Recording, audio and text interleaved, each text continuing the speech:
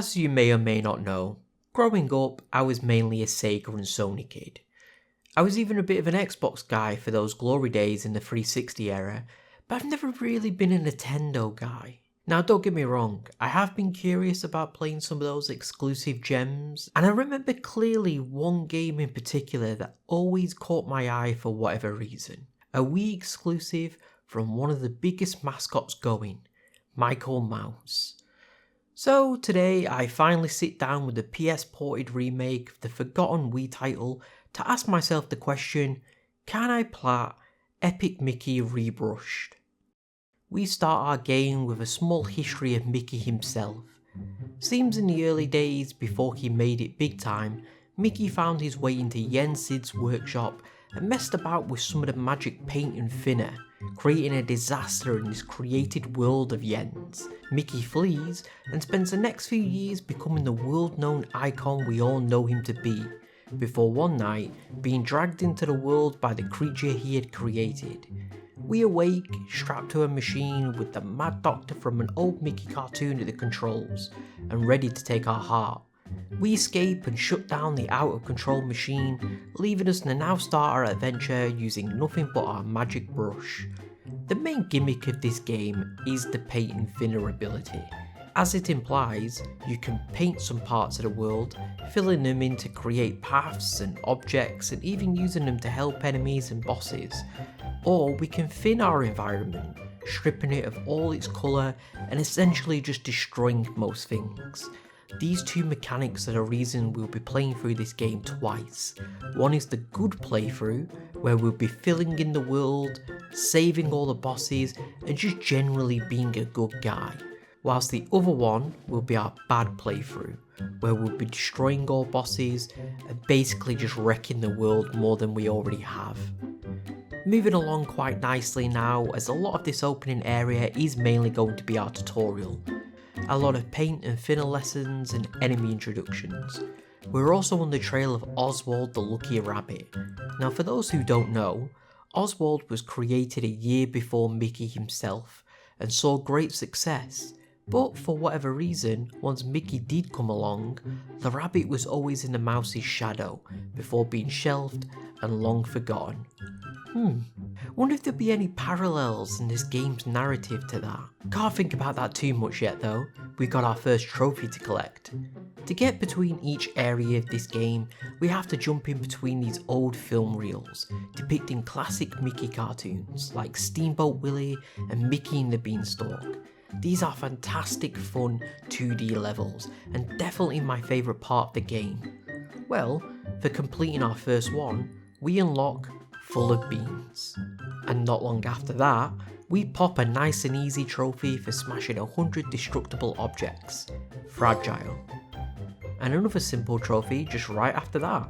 As we've going down the good guy route, I've been painting and befriending all the enemies in my way, and for befriending 5 enemies at once, I earn feisty friends.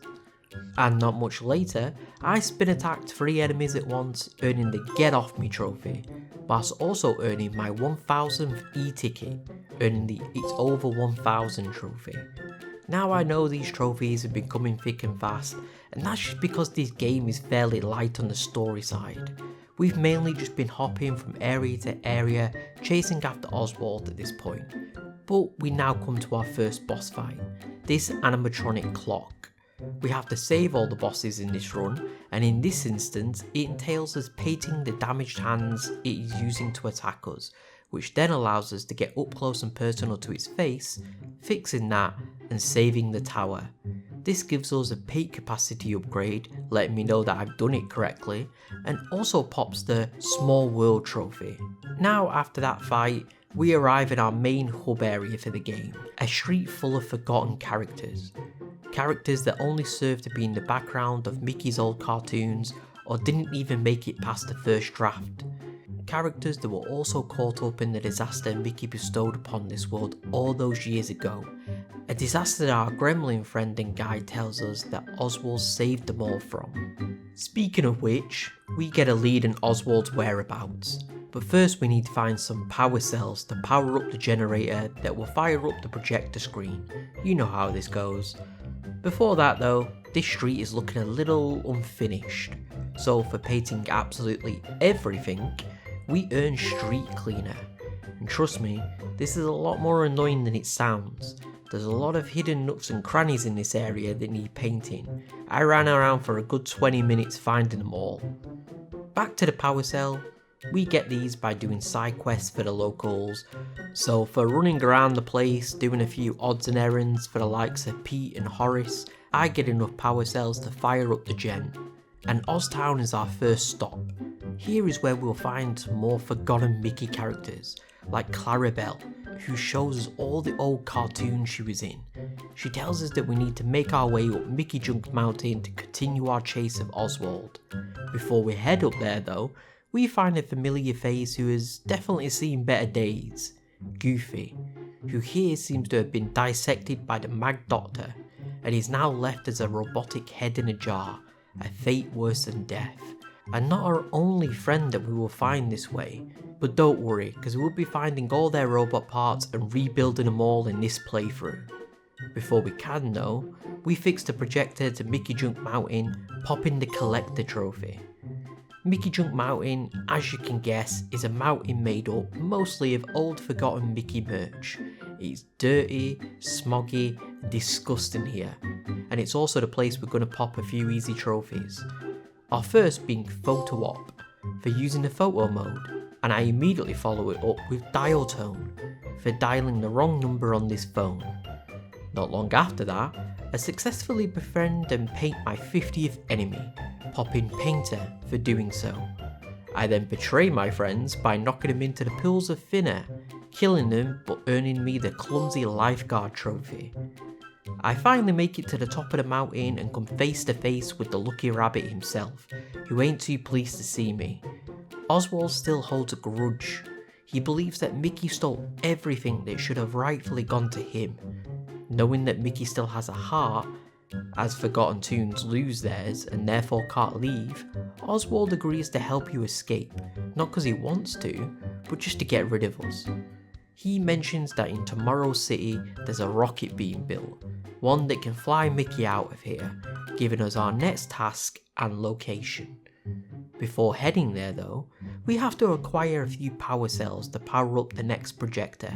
Doing so, we speak to this usher outside the local cinema to start handing over some film reels that we've been collecting of our own cartoons.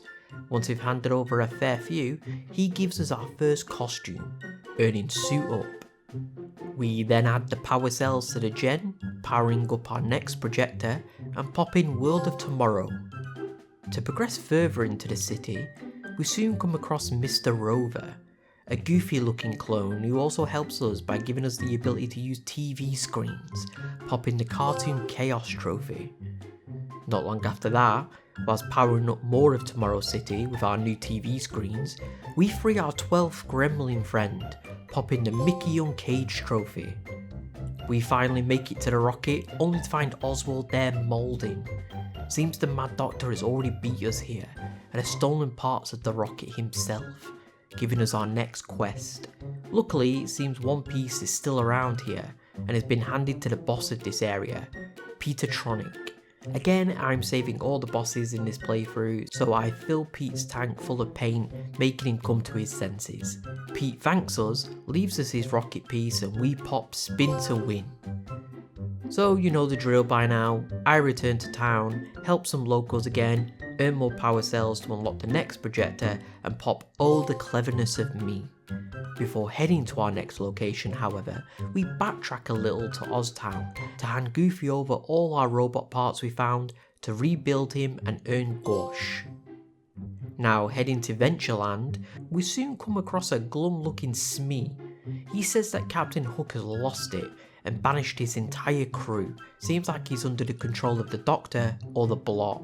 Either way, he has our next piece of the rocket, so we start making our way to him. Whilst helping out some of Hook's old crew so we can get some info on his whereabouts, one of them gives us our next power up, the stopwatch. Popping our next trophy, Time is an Illusion. We also pop our next trophy soon after that for defeating one of each type of Beetle Walks. We earn Faulty Machinery. Whilst also making my way through Ventureland, I picked up my 36th movie reel earning Moviegoer. Now I know this is meant to be my good guy playthrough, but I've still been finning the odd enemy here and there. Well, 50 actually, because it pops my next trophy, Eraser.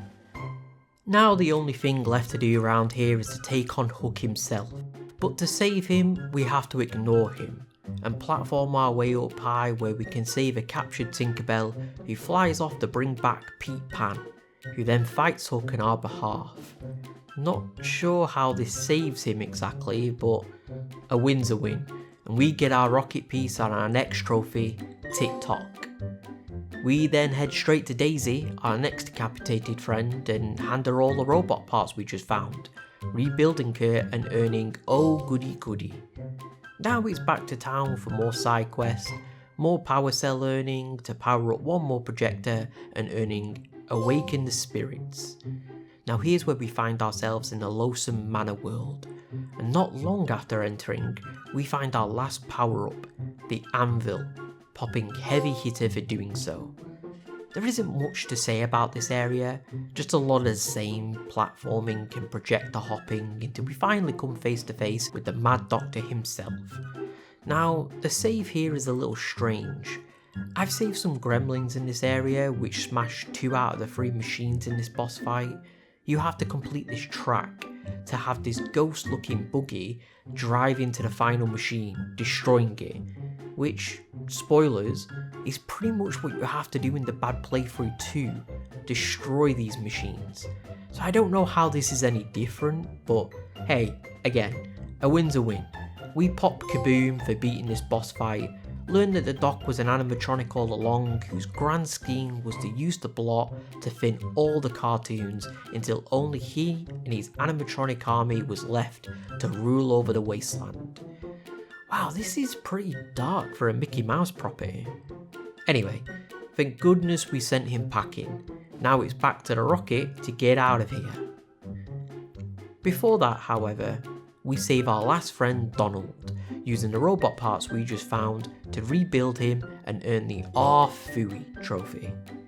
We head back to Oswald to find him fighting to stop the Blot from releasing even more of itself. Before we can help him, we're attacked by the Blot's shadow, starting our next boss fight. This is an easy one to save, we just simply have to use paint rather than thinner, really simple. But during that fight, we did manage to get another trophy for using the TV to attract the attention of 5 enemies at once, popping the Square Eyes trophy. We finish up the fight, earning Shadow of the Blot and turning it into a pretty chill guy. We managed to make it to Oswald to keep the cork on the rest of the Blot. Turns out that what we've been dealing with so far has just been the drips of this thing, and we've never actually seen the real deal.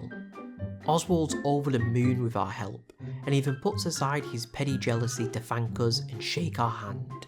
Before we can, however, Mickey comes clean about his involvement with the Blot, revealing that it was all him that caused this.